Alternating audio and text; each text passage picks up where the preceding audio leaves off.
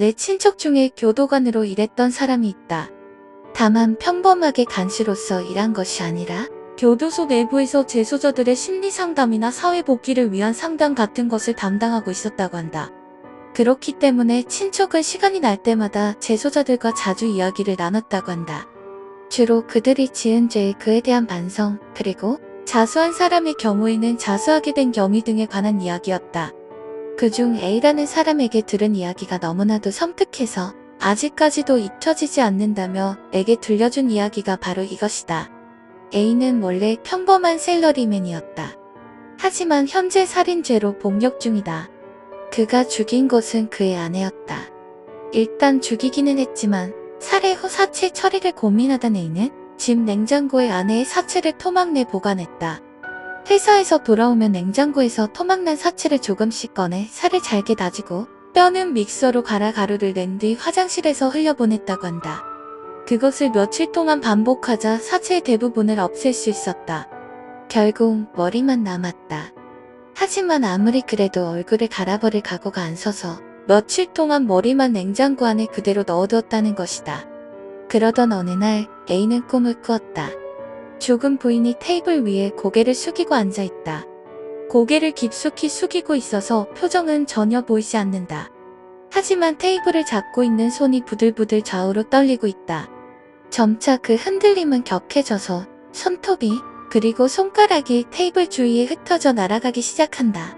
순식간에 팔꿈치까지 날아가 사라진 팔에서는 새빨간 피가 뿌려지고 뼈가 덜그럭대며 테이블을 두드린다. 거기서 잠에 깨어난 A는 한동안 땀에 흠뻑 젖은 채 충격에 사로잡혀 움직이지도 못했다고 한다. 겨우 안정을 되찾고 거실로 향한다. 그런데 냉장고가 조금 열려있고 그 사이로 몸만 남은 아내가 자신을 바라보고 있었다. 깜짝 놀란 A는 냉장고를 닫고 문을 청테이프로 막았다. 이때까지는 겁에 질려 있을지언정 아직 자수까지는 생각하지 않았다고 한다. 그날 냉장고에 넣어둔 머리를 처리하기가 껄끄럽던 A는 결국 새 냉장고를 사기로 했다. 1인용 소형 냉장고라 따로 배달을 부탁하지 않고 직접 가지고 돌아왔기에 다른 사람의 눈에 청테이프로 감은 냉장고가 들킬 일은 없었다. 그리고 A는 그날도 꿈을 꿨다. 어제와 똑같이 테이블 위에 아내가 앉아있다. 다른 점이 있다며 어제 끝났던 시점에서 꿈이 이어지고 있다는 것뿐. 테이블 위에 있는 아내의 팔에서는 새빨간 피가 방울져 떨어진다. 이번에는 다리로 바닥을 차고 있다.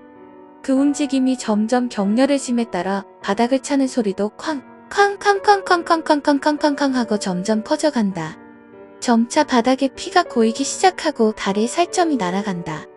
테이블 위에는 팔이 마구 흔들리며 피를 사방에 흩날리고 있다.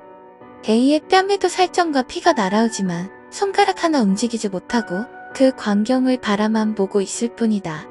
머릿속에서는 빨리 깨어나야 한다는 생각뿐이지만 꿈은 좀채 끝나지 않는다. 방 안가득 흩날린 피가 기분 나쁘게 빛난다. 갑자기 아내는 움직임을 멈춘다. 그리고 서서히 숙이고 있던 고개를 들어 올린다. 축 늘어져 있던 앞머리가 뺨이 달라붙는다. 머리카락 틈새로 치켜뜬 눈이 A를 향한다. 그리고 얼굴을 완전히 들었다. 내 몸을 돌려줘. 절규가 울려 퍼졌다. 그 소리를 듣고서야 A는 간신히 눈을 뜰 수 있었다. 이번에도 온몸은 땀투성이었다. 그리고 이번에야말로 머리를 처리하겠다는 각오를 다졌다. A는 침대에서 뛰쳐나와 냉장고로 향했다. 그리고 그 각오는 순식간에 사라졌다. 그토록 단단하게 붙여놨던 청테이프가 모두 끊어져 있고 부인의 머리는 냉장고에서 굴러떨어져 바닥에 나뒹굴고 있었다.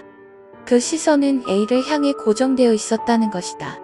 그 시선에서 결코 도망칠 수 없다고 생각한 A는 그 길로 자수를 택했다고 한다. 살해당한 사람의 원한은 언제까지고 남아있는 모양이야. 이야기 말미에 친척이 덧붙인 한마디가 아직도 기억에 남아있다.